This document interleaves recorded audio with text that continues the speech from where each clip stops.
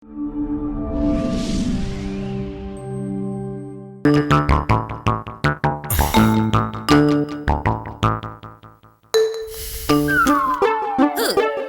ഉദ്യോഗം എന്ന് പറഞ്ഞിട്ടുണ്ടെങ്കിൽ ആനയാണ്, ചേനയാണ്, അതിനേക്കാട്ടിലും വലിയൊരു സംഭവം ഇല്ലാന്നൊക്കെ പറഞ്ഞപ്പോ ഞാൻ വിചാരിച്ചേ ഇതൊക്കെ ഉള്ളതാണെന്ന്. ഇന്നലെ എനിക്ക് കാര്യം മനസ്സിലായത്. ഒരു പാവം അധ്യാപകൻ, അയാളുടെ ആവശ്യവും സിമ്പിൾ. സ്വന്തമായിട്ട് അധ്വാനിച്ചുണ്ടാക്കിയ കാശ് കൊണ്ട് വാങ്ങിയ ഭൂമിയുടെ പൊസഷൻ സർട്ടിഫിക്കറ്റ് നിങ്ങൾ കൊടുക്കില്ല. കഷ്ടം. അതിപ്പോ ഞാൻ മാത്രം വിചാരിച്ച നടക്കില്ല ഭാമ. ഞാൻ ആവുന്നത് പറഞ്ഞു നോക്കിയതാ. ശീലാവതി സാറും സ്വയംപ്രഭയൊക്കെ ഒറ്റക്കെട്ടാ. എന്ത് ചെയ്യാൻ പറ്റും? പറയുമ്പോ വലിയ ആദർശ പുരുഷനാ. 10 രൂപ കൈക്കൂലി വാങ്ങില്ല. ഇതോടെ ആർക്കാ ഗുണം മോനേട്ടാ?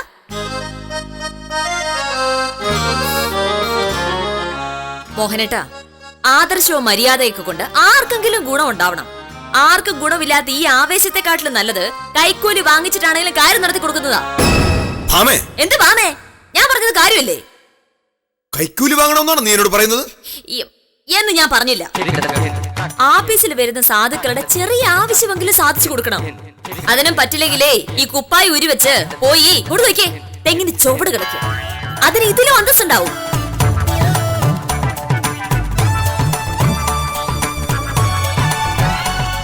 മകനെ മാന്യനാവാതെ മനുഷ്യനാകൂ എന്ന് കടമനിട്ട് എഴുതിയിട്ടുണ്ട്. വായിച്ചിട്ടുണ്ടോ എന്തോ? മോഹനയുടെ സ്പെഷ്യൽ വില്ലേജ് ഓഫീസർ മാത്രമല്ല, ചങ്കൂറ്റുള്ള ഒരാണും കൂടിയാണ്. അങ്ങനെ അല്ല എന്ന് നാട്ടുകാരെ കൊണ്ട് പറയിക്കല്ലേ.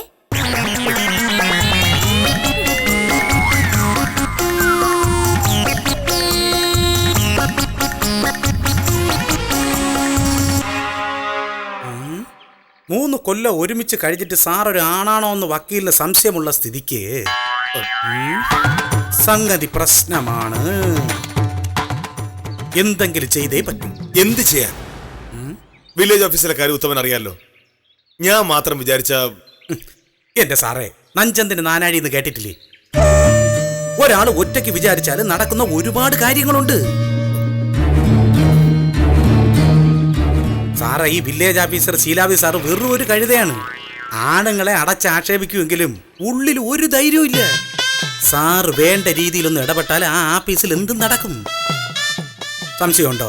എന്റെ സാറേ, മടിയിൽ കനമുള്ളവനെ വഴിയിൽ പേടിക്കേണ്ടതുള്ളൂ എന്നൊരു ചൊല്ല് സാറ് കേട്ടിട്ടുണ്ടോ? സാറിന്റെ മടിയിൽ കനമില്ല, പിന്നെ ആരെ പേടിക്കണം? ഞാനിപ്പോ എന്ത് ചെയ്യണം ഉത്തമൻ പറയുന്നേ?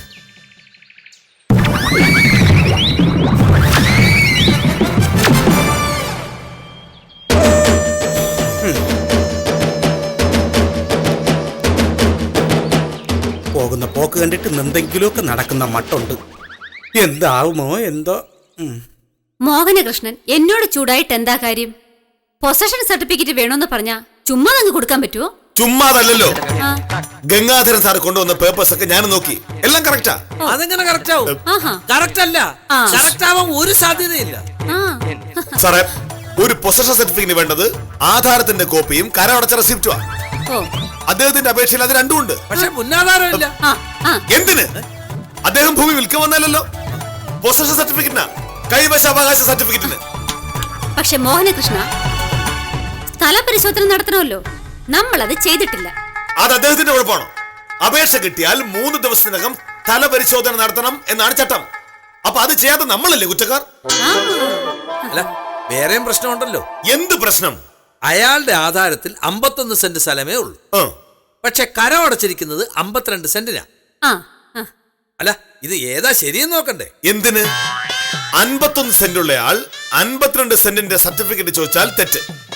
പക്ഷെ 52 സെന്റുള്ള ആൾ 51 സെന്റിന്റെ സർട്ടിഫിക്കറ്റ് മതി എന്ന് പറഞ്ഞാൽ അതെങ്ങനെ തെറ്റാവും സാർ? അത് അയാളുടെ സൗകര്യമല്ലേ?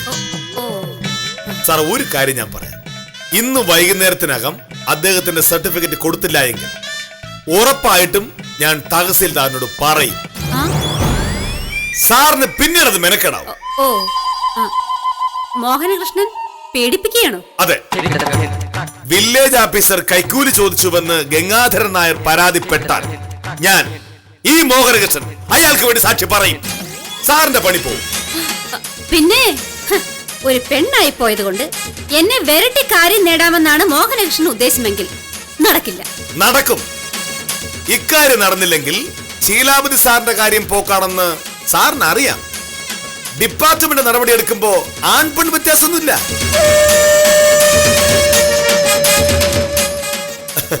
എന്റെ ഒരു ഭാഗ്യമാണ് ഈ ശിവാല ഞാൻ ഓർക്കുന്നത്. ഡിപ്പാർട്ട്മെന്റ് ടെസ്റ്റ് എഴുതി പ്രൊമോഷൻ ലിസ്റ്റിൽ പേരും വന്ന് വില്ലേജ് ഓഫീസറായിട്ടുള്ള പോസ്റ്റിംഗ് നോക്കിയിരിക്കുക ഞാൻ. ഇനിയിപ്പോ ഗംഗാധരൻ നായർക്കുള്ള സർട്ടിഫിക്കറ്റ് കൊടുക്കാത്തതിന്റെ പേരിൽ ശീലാവതി സാറിന് സസ്പെൻഷൻ കിട്ടിക്കഴിഞ്ഞാൽ എനിക്ക് ഈ മോഹനകൃഷ്ണന് പോസ്റ്റിംഗ് ഇവിടെ ഈ കാന്തല്ലൂരിൽ. ശിശുപാല, ആ സർട്ടിഫിക്കറ്റ് എഴുതിക്കൊണ്ടുവരാൻ മോഹനകൃഷ്ണനോട് പറയൂ. ഞാൻ ഒപ്പിടാം. കുലദേവി തോറ്റു എന്നല്ലോ സാറേ. ഇത് അത്ര പ്രശ്നമുള്ള കേസാണോ? വേണ്ട വേണ്ടാന്ന് വിചാരിക്കുമ്പോ അവർക്ക് അഹങ്കാരം. അവര് പെണ്ണാണെങ്കിൽ ഞാൻ ആണാണ്. നമുക്ക് നമ്മുടെ ആണത്വം തെളിയിക്കണ്ടേ ശിശുപാല? ആണത്വം ഇങ്ങനെയൊക്കെ തെളിയിക്കാൻ പറ്റുമോ സാർ? ആണത്വം ഇങ്ങനെയും തെളിയിക്കാം. സത്യഭാമൻ, എണീര്. എന്താ സാർ? എന്തിനാണ് നിന്റെ ഉദ്ദേശം? ഇയാൾ അവിടെ വന്നിരിക്കുന്നത് എന്നെ പിച്ചത്തട്ടി എടുപ്പിക്കാൻ തന്നെയാണ് എന്നാണ് ചോദിച്ചത്. എന്താ സാർ പ്രശ്നം? വില്ലേജ് ഓഫീസിൽ നിന്ന് പൊസഷൻ സർട്ടിഫിക്കറ്റ് കിട്ടിയില്ല എന്ന് പറഞ്ഞ് കേസ് കൊടുക്കാൻ വന്ന ഗംഗാരൻ നായരെ ഓർമ്മയുണ്ടാ?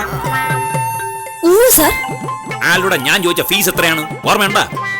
10,000 രൂപ. ആ 10,000 രൂപ എവിടെ? ആ 10,000 രൂപ എവിടെ? അത് കിട്ടിയിരുന്ന എനിക്ക് എന്തൊക്കെ ചെയ്യായിരുന്നു? ഒരു 10,000 രൂപ കൊണ്ട് എന്ത് ചെയ്യാൻ പറ്റും? ഒരുപാട് കാര്യങ്ങൾ ചെയ്യാമായിരുന്നു. പക്ഷെ അത് വെള്ളത്തിൽ വരച്ച് വര പോലെയായി. എന്തു പറ്റി സാർ? ഗംഗാധരൻ നായര് വേറെ വക്കീലിനെ കേസ് ഏൽപ്പിച്ചോ? എടേ ഇല്ല, അയാൾക്കിപ്പോ കേസായില്ലെന്ന്.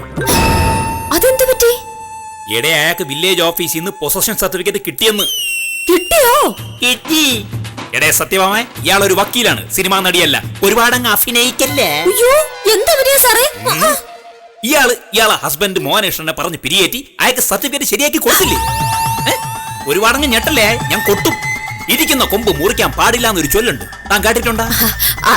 അതിപ്പോ ഞാന് എന്താ താനിപ്പ കാണിച്ചതിന് ശുദ്ധ മലയാളത്തിൽ എന്തിനാ പറയണേ? പോക്കിരിത്തനം. സാർ, ഞാൻ അങ്ങനെ ഒന്നും ഉദ്ദേശിച്ചിട്ടില്ല. ആ മനുഷ്യന്റെ പ്രയാസം കണ്ടപ്പോ മോഹനേട്ടനോട് ഞാൻ അതൊന്ന് പറഞ്ഞു പോയി, അത്രേ ഉള്ളൂ. അത്രേ ഉള്ളു. പക്ഷെ ആ പറച്ചിലിന്റെ പേരിൽ എനിക്ക് രൂപ 20,000 10,000. ആര് തരുവാ നഷ്ടം? പറ.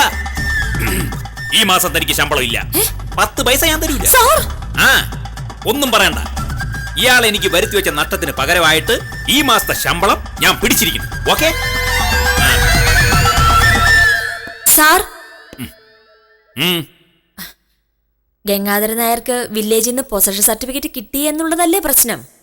ആണെങ്കി അത് കിട്ടാൻ നിയമപ്രകാരം അയാൾക്ക് അർഹതയുണ്ടല്ലോ. ഉണ്ടെങ്കിൽ എന്നല്ല, ഉണ്ട്. അതായത് നിയമപ്രകാരം ശരിയായ കാര്യമാണ് നടന്നിരിക്കുന്നത്, അല്ലേ? ആണെങ്കി നിയമപ്രകാരം ശരിയായി നടന്നിരിക്കുന്ന ഒരു കാര്യത്തിന്റെ പേരിൽ എന്റെ ശമ്പളം പിടിച്ചു വെച്ചാൽ എനിക്ക് സാറിനെതിരെ കേസ് കൊടുക്കാം.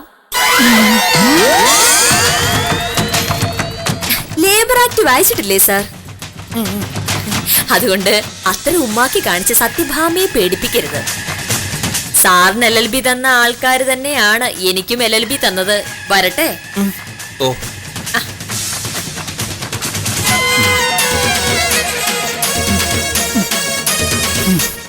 ഇവള് നിയമമെല്ലാം പഠിച്ചു പോയടേ ഹരിശ്ചന്ദ്ര. ഇനി സൂക്ഷിച്ചില്ലെങ്കിൽ നീ പട്ടിടി തന്നെടേ ഹരിശ്ചന്ദ്ര. ഗണപതി സ്വാമി കാത്തോളണേ. ഇന്നലെ നീ എന്താടി പറഞ്ഞത്? ഞാൻ ആണല്ലെന്നോ, എന്റെ ആദർശം കൊണ്ട് കാര്യമില്ലെന്നോ, ഞാൻ വിചാരിച്ചാലൊന്നും നടക്കില്ലെന്നോ? ഇപ്പോഴെന്തായി? ഗംഗാധരൻ നായരുടെ പൊസഷൻ സർട്ടിഫിക്കറ്റ് പുല്ലുപോലല്ലേ ഈ മോഹനേഷ് ശരിയായി കൊടുത്തത്? എന്താടി നീ ഒന്നും മിണ്ടാത്തത്? നിന്റെ നാവ് ഇറങ്ങിപ്പോയോ? മോഹനേട്ടൻ ഇന്ന് ഓഫീസിൽ കാണിച്ച പരാക്രമം എല്ലാ ദിവസവും കാണിച്ചിരുന്നെങ്കിൽ എത്ര സാധുക്കളുടെ കാര്യം നടന്നു പോയനെ. എന്തായാലും ഇപ്പൊ എനിക്ക് മോഹനേട്ടനോട് ബഹുമാനം തോന്നുന്നുണ്ട്. മോഹനേട്ടൻ വിചാരിച്ചാൽ എന്തേലുമൊക്കെ നടക്കും. അത് നിനക്ക് മനസ്സിലായല്ലോ. ഇനി മേൽ എന്റെ മെക്കിട്ടേറാൻ വരരുത്. ഇല്ലെന്നേ, എന്റെ സ്പെഷ്യൽ വില്ലേജ് ഓഫീസർ പുലിയല്ലേ. എന്തായാലും മോഹനേട്ടൻ അങ്ങനെ ചെയ്തുകൊണ്ട് ഞാനിന്ന് ഹരിസാറിന്റെ വായിന്ന് നല്ലത് കേട്ടു. എന്തിന്? ഗംഗാധരൻ നായർക്ക് പൊസഷൻ സർട്ടിഫിക്കറ്റ് കിട്ടിയതോടെ ഹരിസാറിന്റെ കേസ് പോയില്ലേ? ഞാനാ പാരവശെന്നാ ഹരിസാറ് പറയുന്നത്. സത്യം അതാണല്ലോ. എന്നിട്ട് നീ എന്ത് പറഞ്ഞു? ഞാനെന്ത് പറയാൻ? ഞാൻ പറഞ്ഞു എന്റെ ഭർത്താവ് ആദർശധീരനായ സത്യസന്ധനായ ഒരു സർക്കാർ ഉദ്യോഗസ്ഥനാണെന്ന്. ന്യായമായ ഒരു ആവശ്യവുമായി ഓഫീസിൽ വരുന്ന ആളുടെ കാര്യം അദ്ദേഹം ശരിയാക്കി കൊടുക്കും. അതിനെതിർ നിൽക്കാൻ എനിക്ക് പറ്റില്ല എന്ന്. അതിനെതിർപ്പുണ്ടെങ്കിൽ എന്നെ അങ്ങ് പറഞ്ഞു വിട്ടേക്കൂന്ന് ഞാൻ പറഞ്ഞു. എന്തപ്പോ? ഞാനൊരു വക്കീലല്ലേ, ഒരിടത്തുനിന്ന് പറഞ്ഞു വിട്ടാൽ വേറൊരിടത്ത്, അത്ര തന്നെ. അല്ലാതെ ഈ സർക്കാർ ഉദ്യോഗസ്ഥരെ പോലെ പേടിച്ചു വേണ്ട കാര്യമൊന്നും എനിക്കില്ലല്ലോ. വെറുതെ പറഞ്ഞതല്ലേ, ചൂടാവല്ലേ.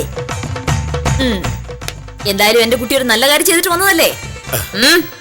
കാര്യമായിട്ട് ഞാനൊരു സമ്മാനം തരട്ടെ? എടാ, കടുപ്പത്തിലൊരു ചായ ഇട്ടുകൊണ്ട് വരട്ടോ.